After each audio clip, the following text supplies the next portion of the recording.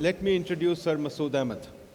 Masood Ahmed has just recently been knighted by the British government. That's why we are calling him Sir Masood Ahmed. Not like Pakistan, we call everybody Sir. So please, he's just been knighted by the British government, which is a rare honor. Masood is one of our most accomplished Pakistanis. He has worked in the World Bank and rose to the position of vice president. He was a very important man in the World Bank. Then he did something very wise. He decided to cross over into the fund. So he rose to being the director of the Middle East in the fund and the director of the External Affairs Department in the fund, which is, you can think of it as a secretary in the fund administration. So he was a secretary in two departments, and he ran the Middle Eastern department, which is about Pakistan. Pakistan is in the Middle Eastern department. So if you want to ask anybody questions on the program, he's the right man. He did the program in Nawaz Sharif's time, so he is the right man that should ask about those things and about the fund programs. Now, I'm very honored that Masood gave us the time to be here. He's stopping only for a day in Islamabad to talk to us. So please use his time wisely.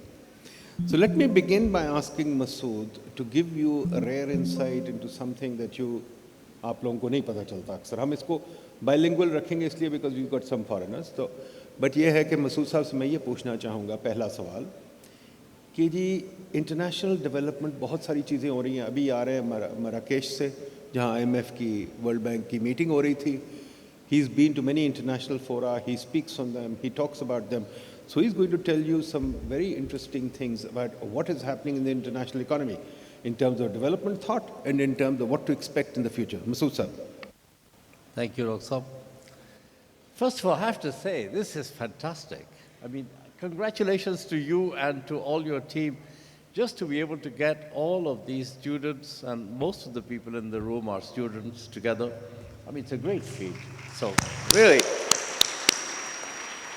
Secondly, my plea to you is, let's make this a conversation.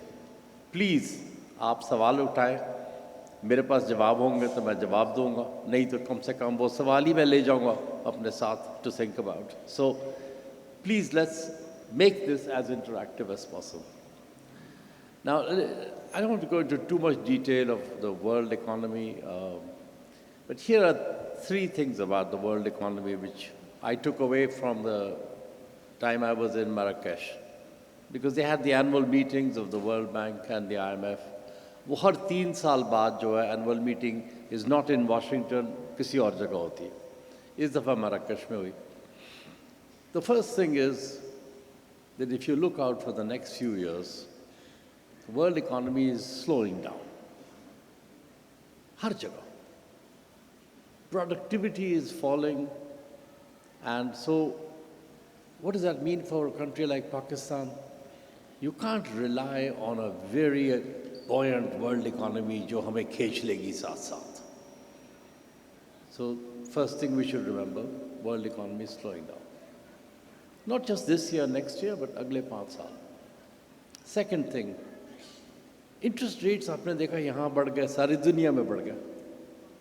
Interest rates are now all-time high in the US, and most people think कि ये अगले 2, 3, 4 साल तक interest rates will remain higher for longer.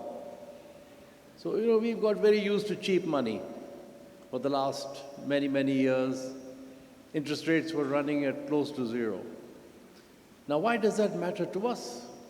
It matters to us because when interest rates are high, all the debt that we like, and Pakistan is a country that likes to borrow, then the cost of borrowing becomes higher. And the second thing that happens is that the investments we need to make become less profitable. If you borrow money for part of your investment, then it becomes less profitable. And also, when you go to the market to borrow internationally, you don't find so many people who are interested in chasing you. Because when money is cheap, country like Pakistan goes and says, मैं जी आपको 5% interest दूंगा dollar पर. So a lot of investors who are sitting on assets, they're getting 1% or less than 1%. वो कहते हैं ठीक है यार, थोड़ी सी risk लेके Let's put it in Pakistan. Today, in the US, I can invest in a T-bill, US government T-bill, and get 5%. So if a country like Pakistan comes and says, we'll give you 7%, people say, well, I've got 5%, yaar, kafi hai. So it becomes harder to get the money also. So interest rates are a big issue for a country like Pakistan. Third thing I want to say is that everyone feels that looking ahead, the economy in which we live, the world in which we live, is going to be a world in which there are going to be shocks, more often, more frequent, deeper shocks. Let's look back. Nobody knew COVID was coming. Nobody knew that Russia would invade Ukraine. Price of food would go up. Price of energy would go up. We were in Marrakesh and nobody knew that the Israel-Gaza war would start. So there are shocks that are coming. And I think we don't know what the next shock will be. But I'm confident that in our lifetime, certainly in your lifetime, there will be another pandemic like COVID. So there will be shocks that will come. So what does that mean for a country? It means that we have to become more resilient to shocks. And the international system also has to become more resilient to shocks. So I would say these are the three big takeaways that I took about the world economy and where it's going. We can discuss what that means for development, how we think about development, how we think about institutions. But those three things are worth remembering. I think they're very well worth knowing. बिल्कुल आप ठीक कह रहे हैं. But ये बताइए कि अगर ये एक तो ये माना ग्लोबल एनवायरनमेंट बहुत डिफ़िकल्ट हो रही है countries like Pakistan, it is difficult to borrow, और आपको पता है हम कितनी बोरोइंग का सोच रहे हैं. हमारे पास इस वक्त खसारे पड़े हैं तकरीबन 80 billion per year for the next 3 years हमें चाहिए दुनिया से. तो अगर ये हम कहाँ से लेके आएंगे, और लेना बहुत मुश्किल होगा. नंबर 2, हमारे पास ये इंटरेस्ट रेट की जो बात कर रहे हैं, it will become more and more expensive, तो हम क्या करेंगे. तो ये बताइए जो ग्लोबल थिंकिंग में पॉलिसी मैनेजमेंट पे, डेवलपमेंट पे, उसमें क्या नई चीज़ें आ रही हैं.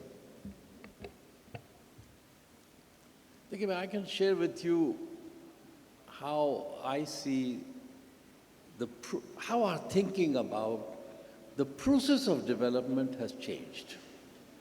I look back, I've worked in development like many people in this room for many years, many decades. I think there are 3 or 4 things that I take away from this experience, which have a bearing on the question that Nadeem asked. पहली बात तो ये है कि,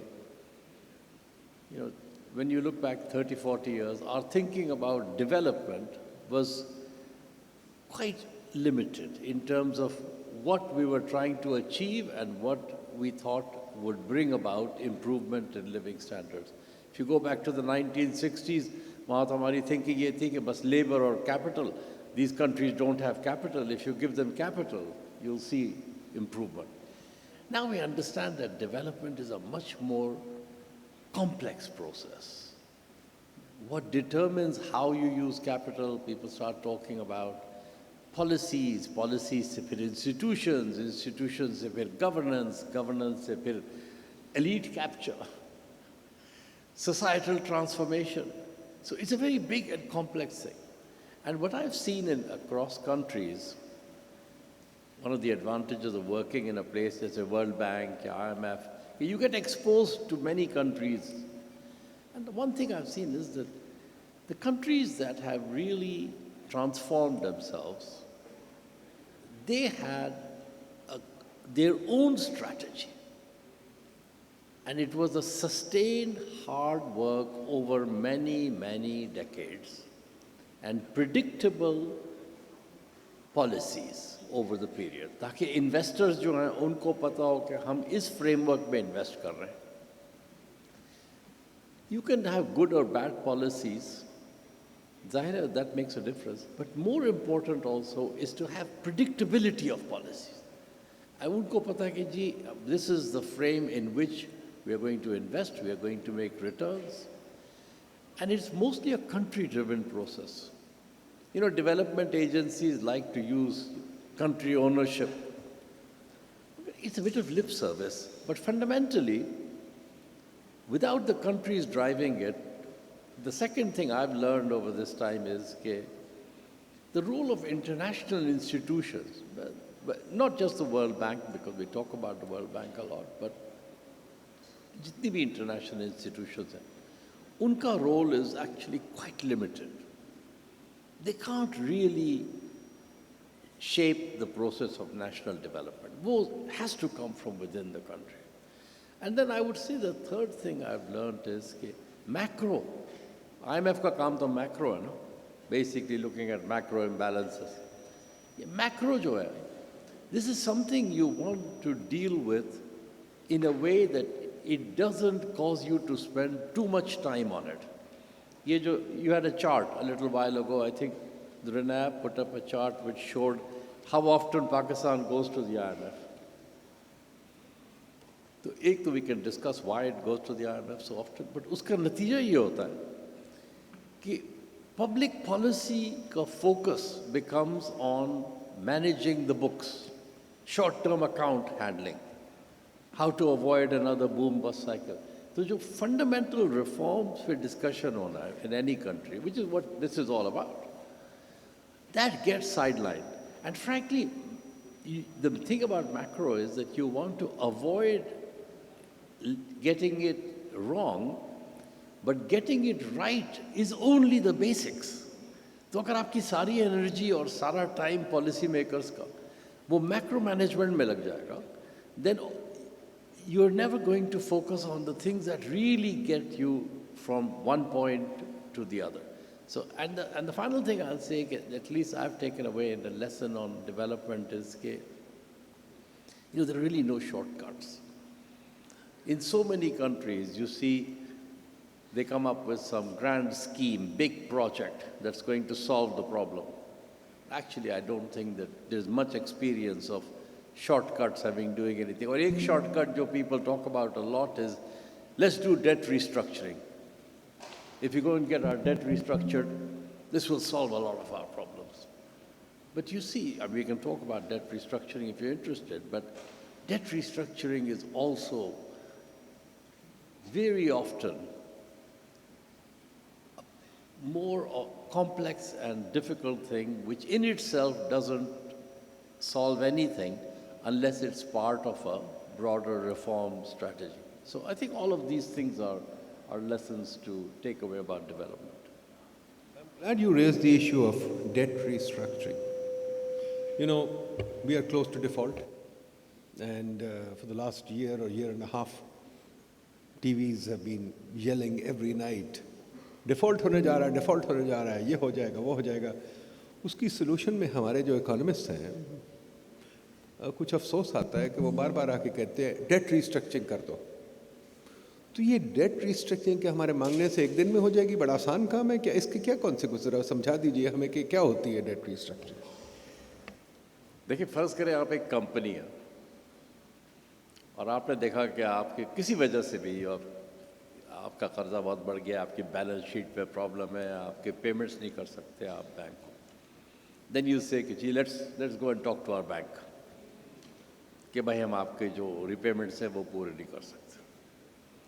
पहली बात तो ये है कि I think when you go to your bank for debt restructuring, आप उनसे कह जी ये हमने जो अगले पेमेंट से ये हम इसको आप ज़रा ये रीप्रोफाइल कर दें, थोड़ा इसको डिले कर दें, या ये कि बेसिक कम ही कर दें, even better. So first thing they ask you is कि भाई ये तो आपकी बात ठीक है, will talk about it, but what's your business plan?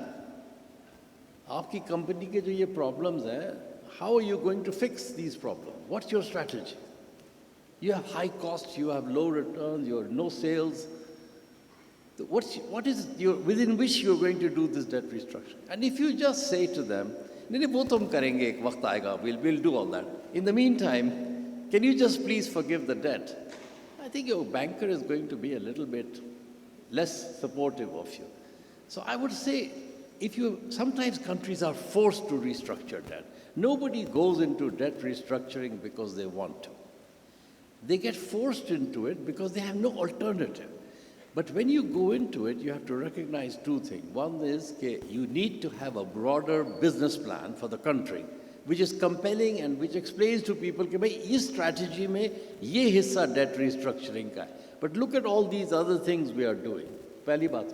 Dusri baat ye, you have to be prepared that it is a painful and, I mean, I don't want to use words that are excessive, but it can be humiliating as a process. You know, there used to be the Paris Club.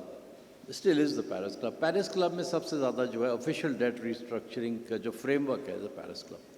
And if you're the country that goes to the Paris Club to get your debt restructured, वो जो creditors होते हैं, they make it very clear to you during the 2 days or a week that you're there, that you are there asking for something and they're there giving it.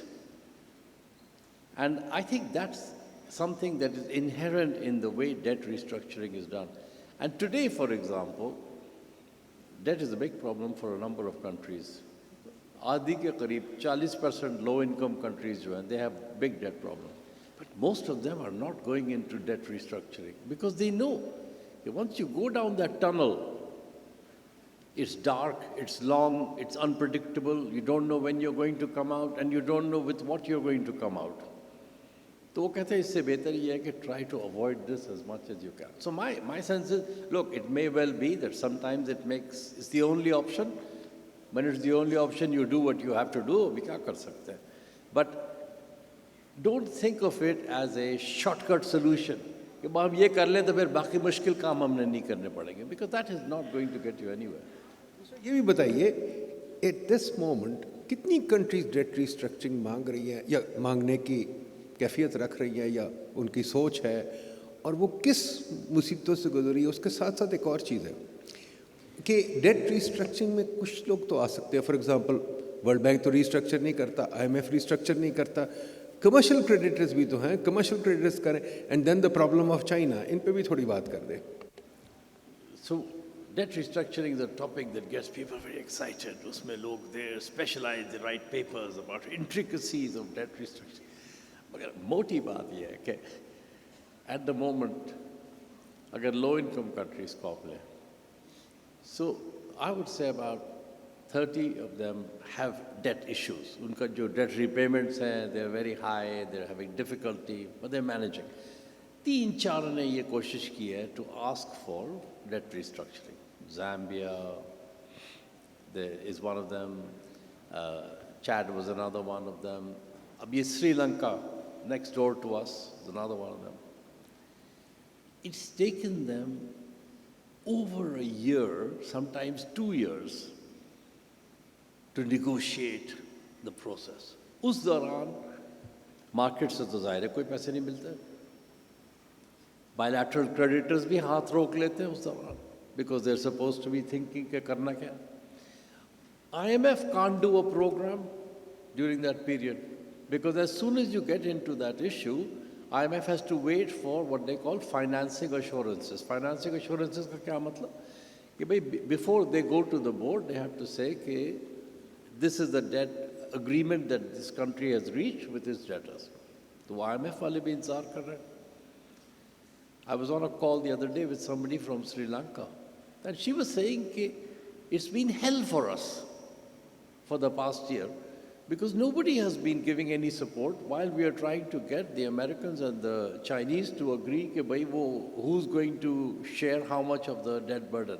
Because creditors ki the concern ye hai na कि nobody wants to give more relief than the other creditor. अब इसमें एक problem हो गया, वो ये कि पहले तो पेरिस क्लब में it was a group of people, mostly OECD countries, US, Europe, Japan. They knew how to work. They've been doing this for many, many years. They have good processes. They understand the thing. Now, in most countries, the biggest creditor is not any of these countries. The biggest creditor is, as you will know, China. China has not been historically part of this club. So when you say to them, we're going to restructure debt in Sri Lanka, and here's how the Paris Club works, The Chinese say, okay, that may be how the Paris Club works, but we work in a different way. And they have lots of agencies in China. They are different. Exim Bank, the China Development Bank. और एक अपना हिसाब होता. So they are taking time to reach agreement. And because of that, everybody else is waiting as well. So the current status of debt restructuring is, you read any article, people will say it doesn't really work well. But they also say कि भाई इसके अलावा और कुछ है भी नहीं हमारे पास. So my sense is it doesn't work well now. एक साल बाद it still won't work well. So we should just think it's a very difficult path to go down. Don't go there. My advice for anyone is, इस रास्ते पे जाने से पहले आप बाकी सारे रास्ते और एक्सप्लोर कर लें, क्योंकि इस रास्ते में काफ़ी मरहले हैं. Very good. So, debt restructuring should be the last option, not the first option. जैसे टेलीविज़न पे कहा जाता है कि डॉक्टर साहब बस डेट रिस्ट्रक्चरिंग कर ले कल, जैसे कि सुबह जाके मांगेंगे और शाम को हम बहुत सारा पैसा लेके आ जाएंगे. I think we should revise that option. But एक और, let's turn to another direction. एक और बात बताइए कि आपने IMF पे बड़े साल देखा है पाकिस्तान को, और बारीकी से देखा है since you were the director. तो आपने पाकिस्तान को काफ़ी प्रोग्राम, 2-3 प्रोग्राम तो मेरे ख्याल आपने देखिए. ये ज़रा लोगों को बता दीजिए कि what is your assessment of Pakistan's relationship with the IMF and किस तरह वो, कैसे हमने इम्प्लीमेंट किया, प्रोग्राम की नौयत क्या थी, और क्या, थोड़ा सा हमें सिनॉप्सिस दे दें.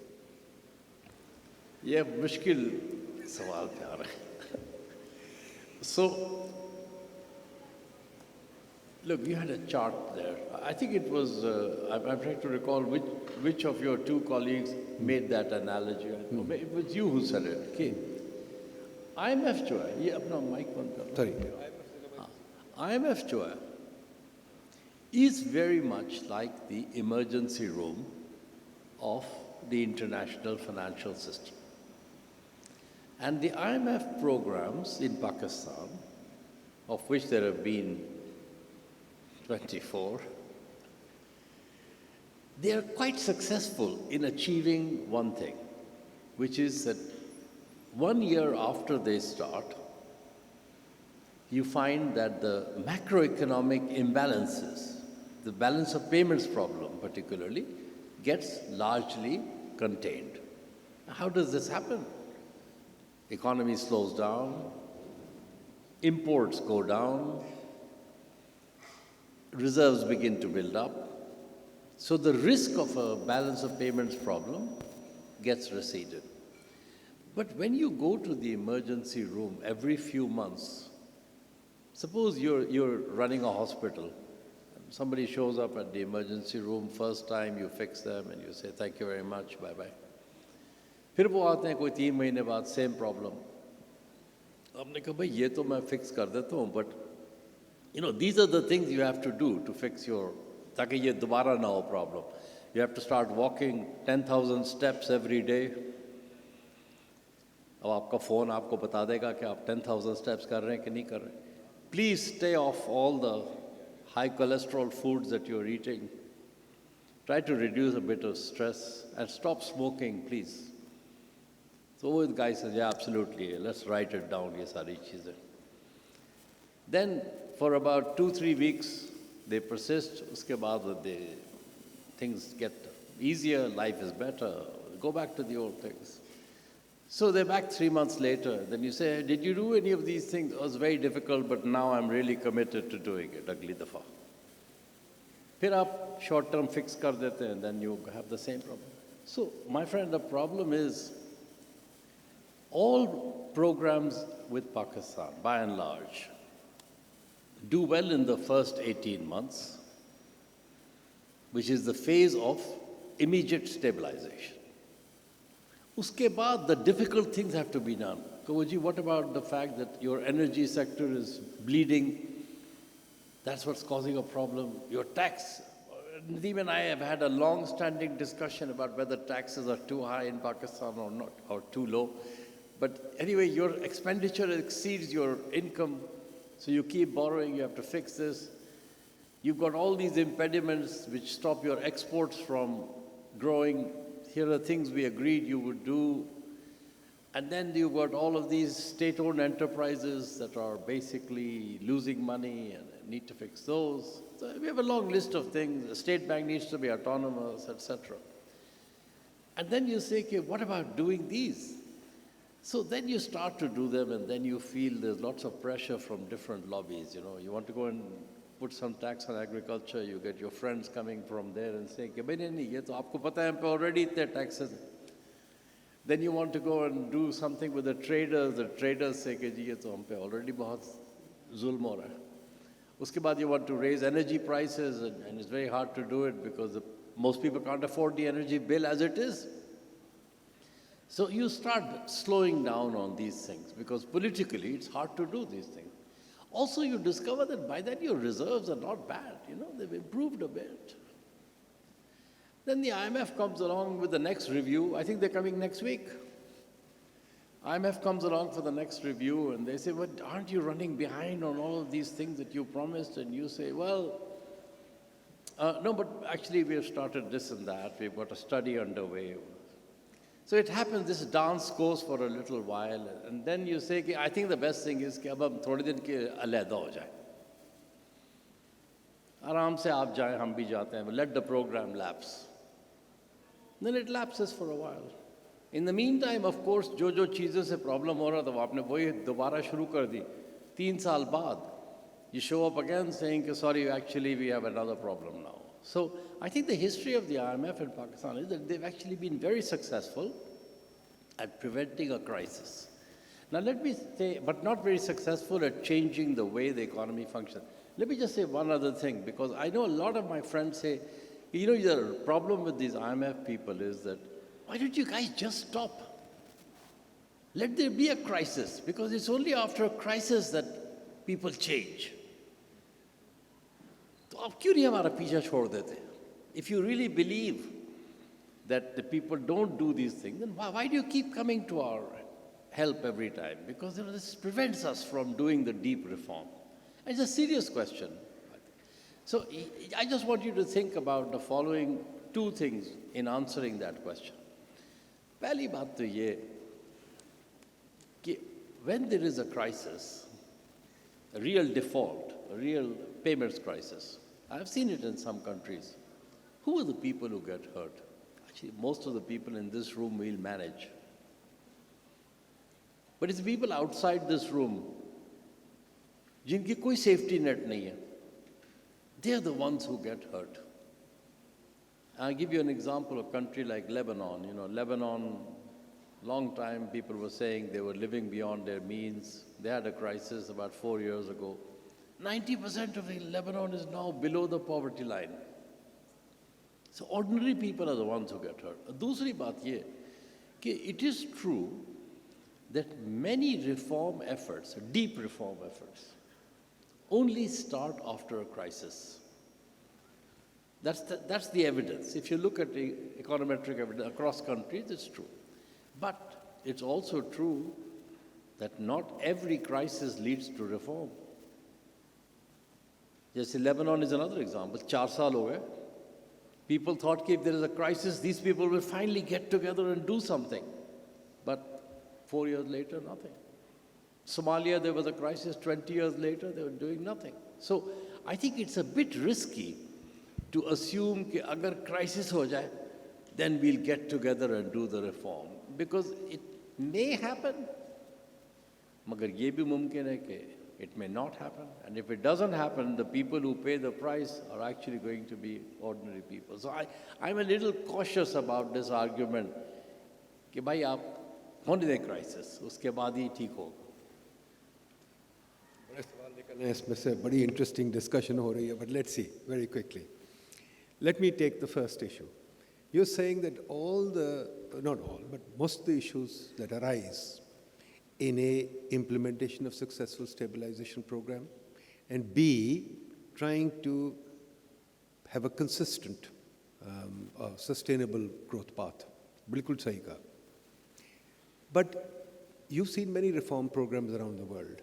ठीक है? Take China, for example, India, ये वो. How is it? You've seen our growth chart that we showed you, okay? हम ऐसे zigzag करते जाते हैं like a roller coaster. China का path ऐसे. क्या है हम में और उनमें फ़र्क जो कि हम नहीं कर सक रहे? ये ज़रा आइडेंटिफाई करें from your broad experience the global reform process. What is it that we should do and we can't do?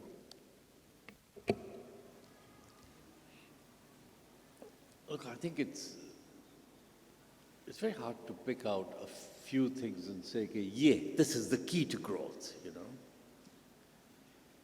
I come back to one point that I made earlier. Let me add एक और. So पहला point तो ये है कि you keep your macro stable, get it out of the way. Don't let the macro become an obsession, you know. पहले तो ये है ना, you just have to sort out your basics. दूसरा ये कि you have to focus on laying out a medium-term path which is credible, that investors believe in, that you believe in, that you have a broad consensus for. Yeah, Pakistan, there's a lot of discussion of having a national economic charter, national economic agenda. We don't really have a national economic charter of any consequence, कि जिसमें आप कह सकें कि भाई जो भी government आएगी, of course every government has at the margins some differences, but basically this is the direction in which we are going to go. Then you leave it to the professionals to do that.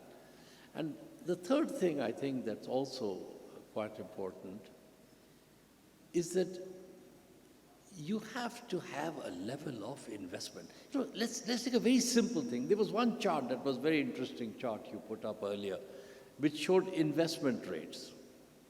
I think we have the lowest investment rate on that chart. And actually we have a very low investment rate compared to the rest of the world. So if you don't invest, how will you have growth? सीधी बात है ना कि you can't really grow without investing. There's no magic way that you're going to generate growth and development. And if you don't grow, you really don't have an improvement in the human condition. एक ये भी मुश्किल है आजकल कि a lot of people who work in and around development, they say कि you know growth पे इतना obsession क्या है? Growth really is not what we want. It's about inequality, it's about poverty, it's about social conditions, human development.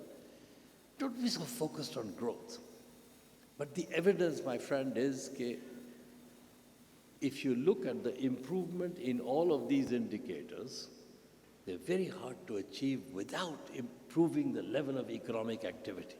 So one thing I worry about is that we are losing focus on the importance of growth. And actually, it's one of my beefs with the economic profession in development economics is that most of the work that is now done in development economics, most of the PhDs that are being done in development economics are being done on specific intervention, RCTs, you know, these random controlled trials that कि अगर हम इस तरह करें या इस तरह करें तो क्या फ़र्क पड़ता है.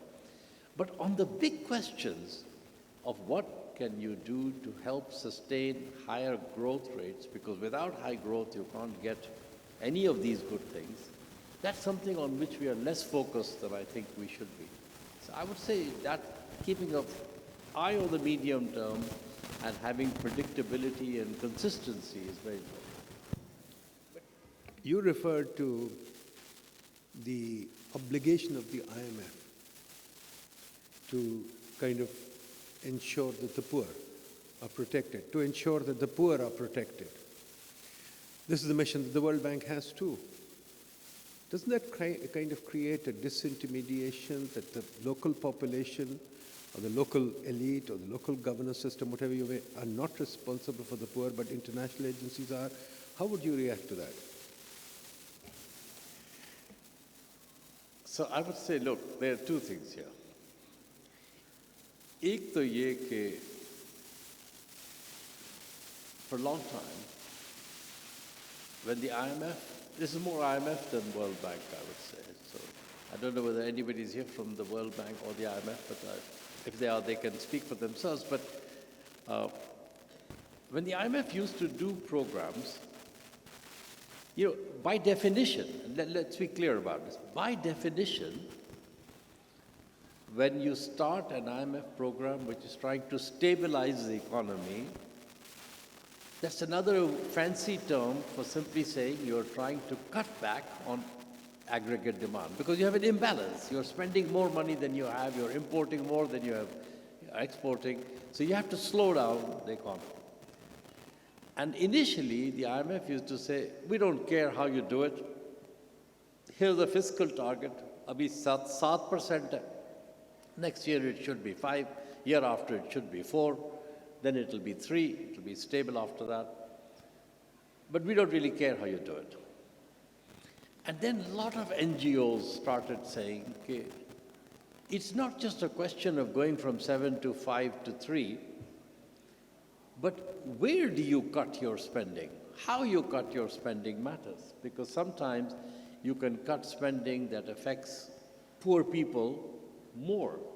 And so they looked at a lot of IMF programs and they said, look, in these IMF programs, the expenditures on health and education went down because the government cut those. And then the IMF said, okay, fair enough, that's a good point. We need to find a way of protecting the way you cut spending. You have to protect the health and expenditures and spending on the poor. So for example, in Pakistan, they insisted, if I recall right, that BISP spending needed to be protected because it was a way of providing cash transfers to the poor. So I think that's why they were focused. Now you have a much more difficult question, which is, don't countries care about their own poor people? Why should anybody else have to care about them when the countries are caring themselves? So I just leave that as a question for you. Do you feel confident that in all the spending decisions that are being made and all the taxation decisions that are being made, that people are thinking first and foremost of the poor? Be a good question for you to think about. What we also see is that we have so many policy obligations. It's not just that the IMF is imposing conditionality. The World Bank is also imposing conditionality. Then we've counted, I think Fahim Jahangir has a thesis on this, that there are about 100 donor agencies sitting in Islamabad who are all imposing all kinds of conditionality on us. And we find that our government is almost incapable of handling those conditionalities. So they're kind of tossing the ball here and there, running around. How long is this development aid business going to continue, or should it continue? Is there a sort of end to it, or will it continue forever? So there's a lot of literature. This is addressed as your hat. Masood Ahmed also runs a Center for Global Development, so answer that with that hat on. Okay, there's a lot of literature on conditionality. And what's the value? Turn your mic off, otherwise it just resonates. What's the value of, should there be conditionality of any kind? What kind of conditionality should there be? Is the way it's done sensible or not sensible? So we can spend hours discussing conditionality. But I think that the issues, what I've seen across many, many years, many, many countries is the conditionality that works is when there are people inside the country that want to achieve certain changes. And they use the international institutions as a way of reinforcing the momentum within the government, because, government is not a homogeneous body. You may want to achieve something, but there'll be somebody else who they'll be opposed to it. And the government, they use that as a way of keeping the momentum on what they themselves want to achieve. That's one condition that works. Second type of conditionality that works is if there is an immediate change, one-off change you need to make. Let's say you say, okay, exchange rate has to be changed. You're in a near crisis situation, if the IMF comes along and says part of the condition on which we give you the money is that we think you have to free up the exchange rate. You may feel you like it or you don't like it, but it's very clear you have to do it if you want the money, short term. Where it doesn't work, and I've seen this in many, many countries, is conditionality which tries to get governments to do things that they don't believe in over any length of time. And if you look at the history of IMF programs, whether you call it conditionality or you call it something else, where they have not been so successful is in the latter part of each program, which was about the changes in the structural side of the economy, public enterprise reform, etc., where there was really not a buy-in from the countryside. So I think conditionality doesn't work except in very limited circumstances. Okay, I think it's time to go to the floor and get some questions. Let people talk to you directly. Konji, anybody who wants to speak, raise your hand. There are mics floating around. अस्सलाम वालेकुम sir Punjab university से मैं आऊँ और मेरा आपसे ये सवाल था, आप डेवलपमेंट की बात कर रहे थे। हम अगर बीएस करते हैं, पाकिस्तानी एजुकेशन सिस्टम है, उसमें जो इकोनॉमिक्स है, हम वेस्टर्न इकोनॉमिक्स पढ़ते हैं, तो उसमें उसकी प्रॉब्लम्स भी होती हैं, सॉल्यूशंस भी होते हैं कि वो किस तरह डेवलप्ड हो रही हैं और वो किस तरह मूव कर रही हैं, अगर वो डेवलपिंग थी और डेवलप हुई वो इकोनॉमीज़। जब हम पाकिस्तानी सिस्टम्स के प्रॉब्लम्स को भी नहीं पढ़ेंगे, उसकी स्टडीज़ को भी नहीं पढ़ेंगे, तो हमारी जो यूथ है उसकी डेवलपमेंट में किस तरह कंट्रीब्यूशन होगी? Thank you. So thank you very much. As always, pleasure to listen to you. Two very quick points. एक तो डेट पे है जो आपने बात की रीस्ट्रक्चरिंग की, लेकिन अगर आप देखें जो ग्लोबल थिंकिंग इस वक्त जो मैं यहाँ देख रहा हूँ, तो वो पेरिस क्लब वगैरह तो ख़त्म होते जा रहे हैं। Now you actually borrow because of your strategic or political leverage through neighbors with China, Saudi Arabia and others. उस डेट के डायनामिक्स फ़र्क है क्योंकि वो इकोनॉमिक वैल्यू प्रोपोजिशन से लिंक नहीं है। So that debt is now 4 times more than traditional bilateral debt through Paris Club, right? So usko settle karne ke liye you don't really actually follow the path which I think which you mentioned. There would be other things to, you know, technical questions आप बाद में पूछना work on that. ये सवाल किया, what's his thinking on that? यहाँ पर बहुत सारे young लोग हैं जो बैठे हुए हैं. What is the discussion about future of jobs and opportunities at that level? हाँ जी, anybody else quickly? अस्सलाम वालेकुम। बोलिए।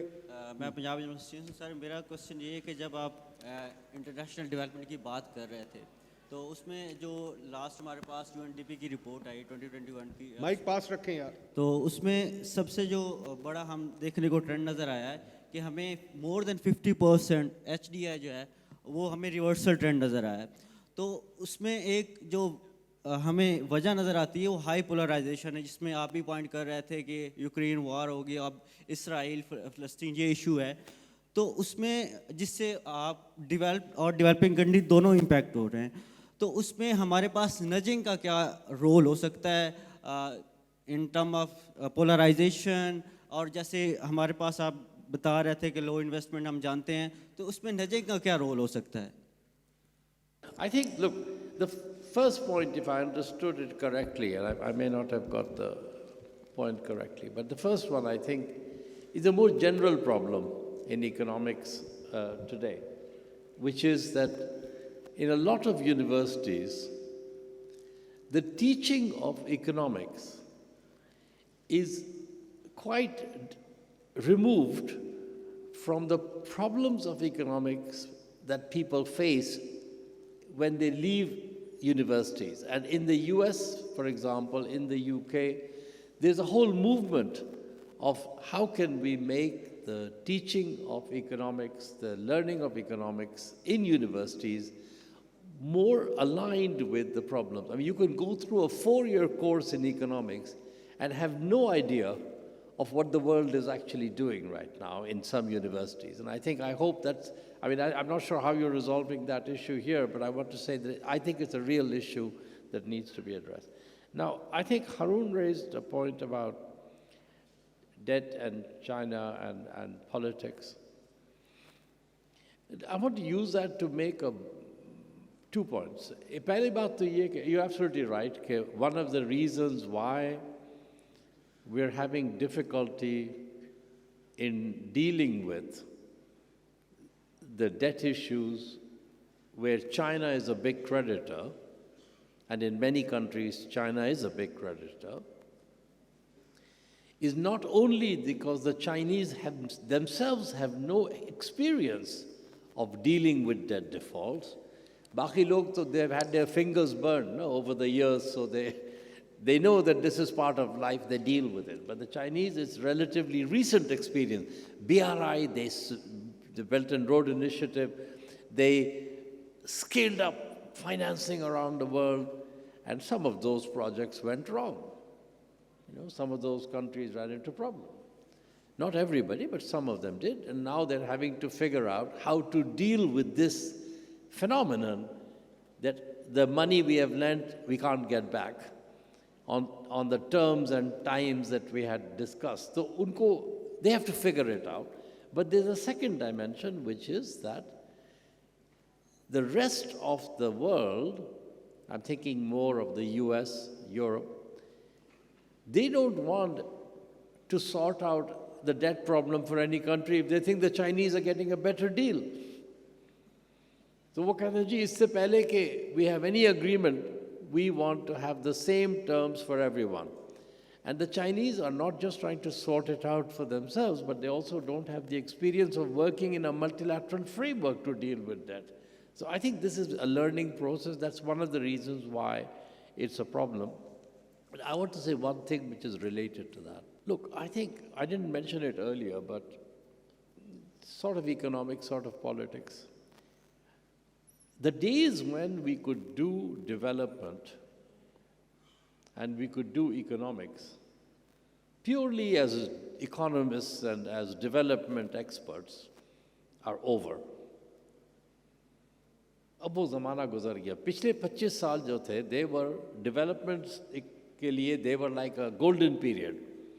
क्योंकि after the fall of the Cold War, you remember when the Berlin Wall fell, 1990s में, the world was feeling generous, and there was a peace dividend, and there was a sense that we need a global project. And everybody, the global project became, let's deal with promoting, about alleviating poverty, promoting development. And जो development के technicians थे, हम जैसे लोग, we said कि we have the technology, we know how to do it. आप हमें पैसे दें और हमें autonomy दें, we'll do it. Now I think the world has changed. A problem ये है कि there are a lot of other people who are focused on security. We haven't mentioned once the word de-risking. But you go to an international conference today, you can't sit through 1 hour without people talking about de-risking. De-risking, how are we going to deal with global challenges like climate? So the global discussion is moving in ways where development has to fight for its space. And we have to be relevant in that discussion. And I see, I mean, maybe we'll end on this, but I do see that one of the challenges for us in the development world is that we are quite comfortable having our own conversation. Because we agree on the basic parameters. So हम आपस में बात करने में, we can have a very nice, interesting, rich discussion. But the decisions are not being made now only on our terms. They're political. They're worrying about climate change. They're worrying about China de-risking. And if we don't get into those debates, also if we don't get into a discussion about how artificial intelligence and technology is going to shape the future, and those are areas where we are not so comfortable. हमारी comfort zone से बाहर हैं ये सारे conversations. But unless we get into those and we bring our perspective to bear, those decisions will be made in ways that will impact on our world. So that's my final thought in a way, is that we have to step out from our comfort zone, and we have to engage in the debates that are happening today rather than trying to retreat into the space where we feel we are protecting our own expertise. Anybody else? Go ahead. किसने mic उठाया था? बोले बोले जी, बोले. Assalamu alaikum. My name is Kamila Kasi from International Islamic University. So today we talk about investment, and we discuss that growth is not possible without investment. That is the core incentive. But अगर हम investor की end से देखें, sales low है, production low है. What are the incentives for an investor to invest in a country? अस्सलाम वालेकुम sir, I am Mohammad Ahmed from foundation university. Sir मेरा एक सवाल है कि हम लोग नेशनल और इंटरनेशनल लेवल पे काफ़ी कुछ बात कर रहे हैं, लेकिन मेजॉरिटी हम में से स्टूडेंट्स है. तो how a student can bring change in this economic system? My question pertains to your perception of the demographic advancement of our society and the rate at which our population is growing and what it means for development and growth overall. Thank you. Sir special investment facilitation council कायम हुई है sir, उसमें ये कहा गया है कि जो मिनरल्स और एग्रीकल्चर सेक्टर है उसका जो तखमीना लगाया गया कि उसमें पोटेंशियल है $6 ट्रिलियन का. सर उसके बावजूद भी हमें कोई भी उधार देने को तैयार नहीं है और कोई भी यहाँ इन्वेस्टमेंट करने को तैयार नहीं. इस पे आपकी क्या राय है? Thank you so much sir. अस्सलाम वालेकुम, I am from university of Chakwal. तो हम यहाँ पे सस्टेनेबल डेवलपमेंट और डेट रिफॉर्म्स पे बात कर रहे हैं. तो इसमें जो सबसे मेजर हमारे पास सेक्टर है वो हमारे पास IPPs और एनर्जी सेक्टर्स है. और जिस तरह डॉक्टर तैमूर रहमान जो है फेमस असिस्टेंट प्रोफेसर है नासिर यूनिवर्सिटी में, तो वो कह रहे हैं कि जो कैपेसिटी पेमेंट्स की मद में हमने IPPs को पेमेंट करनी है तो अगले साल तक हम उसी में ही दिवालिया मुल्क का निकल जाएगा. तो क्या वो शॉर्ट टर्म और लॉन्ग टर्म हमारे पास फ्रेम ऑफ वर्क होना चाहिए कि हम उनको रीनेगोशिएट कर सके IPPs के साथ? Thank you. अस्सलाम वालेकुम सर, मैं कायद आज़म यूनिवर्सिटी से हूँ सर. मेरा क्वेश्चन रिगार्डिंग दी डेप्ट है. तो हमने बात की है डेप्ट स्ट्रक्चरिंग के बारे में. तो डेप्ट स्ट्रक्चरिंग के साथ साथ क्या हमारे पास गवर्नमेंट के पास इस तरह की कोई और भी अल्टरनेटिव्स है कि जिसको यूज़ करके गवर्नमेंट जो है अपने डेप्ट को कम कर सकती है? जैसे प्रीवियस गवर्नमेंट ने एक टर्म यूज़ की थी इकोनॉमिक ऑस्टेरिटी की, और उसी के साथ रेलेवेंट पार्ट की एक रिसर्च भी है जिसमें उन्होंने बताया कि मिलियंस ऑफ रुपीज़ जो है वो एक फेडरल गवर्नमेंट के एम्प्लॉय पे ओवर द ईयर वो एक्सपेंस हो रहे होते हैं. तो क्या इस तरह इकोनॉमिक ऑस्टेरिटी के साथ साथ कोई और अल्टरनेटिव्स है जिसको यूज़ करके जो गवर्नमेंट है वो अपने डेप्ट को जो है ना वो कम कर सके अलॉन्ग विद द डेप्ट restructuring? Thank you. I think it really is a two level question. पहली बात तो ये कि a lot of the difficulties that we have in dealing with IPPs during the implementation phase or after come from the initial design flaws that were done. And what that tells me is that the process we have in many countries, by the way, other countries have same problems with IPPs, that the process we have for making decisions, actually Shahid Kardar is sitting in the front row and we were discussing last night, that the way decisions are made in government does not take into account the relevant technical expertise all the time, and then you only discover the cost of that much later. तो ये एक general problem है बहुत सारे मुल्कों में, हमारे भी ये प्रॉब्लम है कि अगर आप डिसीजन मेकिंग टाइम पे सही तरीके से पूरे फैक्टर्स नहीं देखेंगे तो it comes back and haunts you later. And the second lesson is it's much more expensive to fix a mistake than it is to spend the extra time and money to get it right. And this is also a problem that we see. Look, every time, it's not just IPPs. You can look at other contracts where, I mean, think about the Recordic, where we've had to pay much more later on to fix the problem. So I think that's a genuine design issue. Another thing I would say on IPPs, in defense of the government, that the global thinking on how to structure IPPs has improved a lot and changed a lot.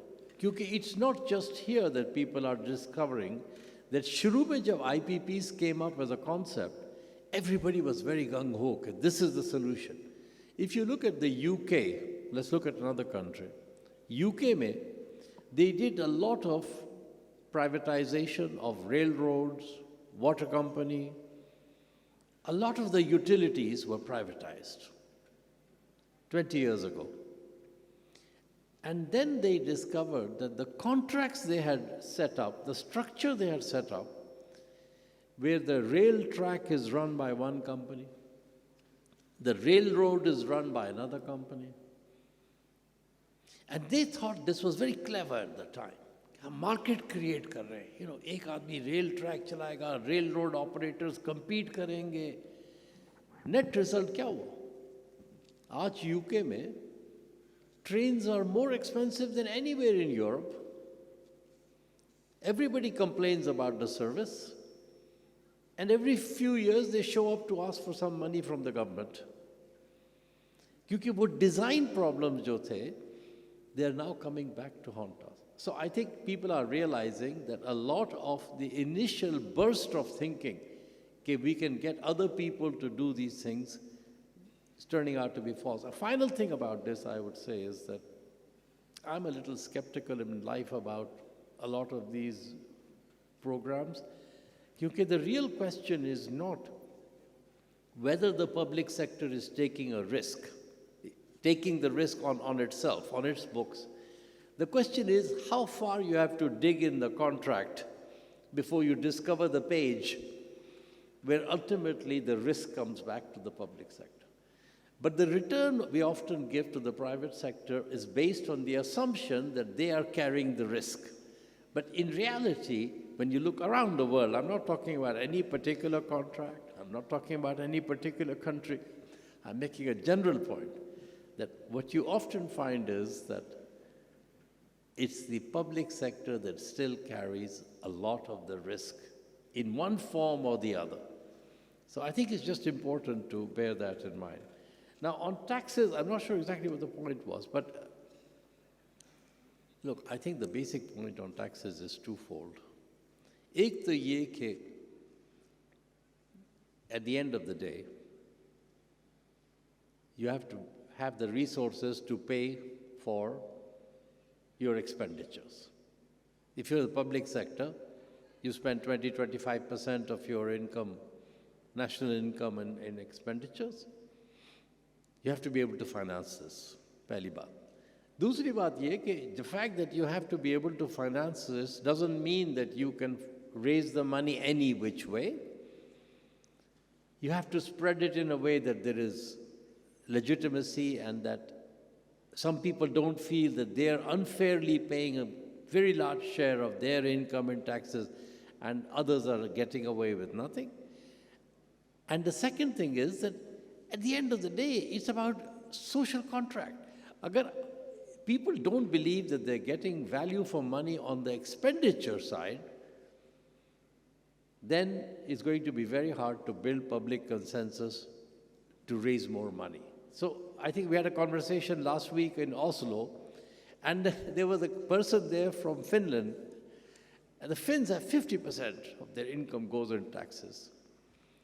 And this lady said, we are very happy to pay our taxes. Finns like to pay 50% in taxes. And everybody in the room was looking at her and saying, you must be smoking something. But her point was that we are happy to pay 50% not because we like paying money, because we like what we get in return for the 50%. So I think Nadeem, for example, has made this point over a long period, that bhai, until you sort out how the money is being spent, and if the whole conversation is about raising more money without focusing on the value for money of the expenditure side, then you're never going to build public support for broad-based increase in taxes. And I think that's a fundamental issue which sometimes in our taxation debate, the revenue people are only focused on revenue, or the expenditure side is left out of the conversation. Close, and we have to close very soon, Masood. I'd like a very quick comment on you. about the tension between local and international research. Many people in Pakistan now believe, especially the government, that there's no need for local research when we got so much technical assistance available. How would you react to that? Look, I think that I'll make 2 points about it. One is that while a lot of international agencies are increasingly providing funding for local think tanks, researchers, the relationship, how should I put it? The relationship is not one of co-creating a research agenda, but it's almost a contractual relationship in many cases, where the idea is, can you get a local partner to do some things that you would like to get done? Because you think these are important issues. And it's a little bit of a mindset change that we have to get to, where, in fact, you're supporting local researchers to work on the issues that matter to them, not on the issues that matter to you. Because, the problem is that if you fund it, it gets in the middle of the relationship of co-creation. And if you look at the research being done in countries where there is very little donor funding, it's very interesting to see that those researchers work on very different sets of issues. So I think there's a question there we should explore. And the other point I want to make is that, look, there's no alternative, because increasingly, I run a think tank in Washington. I keep telling my colleagues, policymakers in developing countries have no interest anymore in having somebody sitting in Washington and telling them how they should be organizing their education sector or their health financing. The people they will listen to are the people who are working on these issues within the country. Sometimes they'll do good work, sometimes they'll do bad work. I'm not making it's not a normative statement that is better or worse. It's just a description of reality, that the people who have influence on policy are the people who are close and who are part of the context within which policy is made. And so the reality is that that is where the agenda is moving. And I think the question is, how can we support the creation of that? And by the way, I don't think it's just a responsibility of the international agencies. I think governments have to take more responsibility for creating that environment in which research is funded, but also researchers are respected and their views are heard. Because it's very frustrating for people to do research if nobody is going to listen to their point of view. Thank you very much, Masood. Thank you. I'm sorry we have little time left. We have to move on to the next session. But thank you very much for taking time out and coming to Pakistan.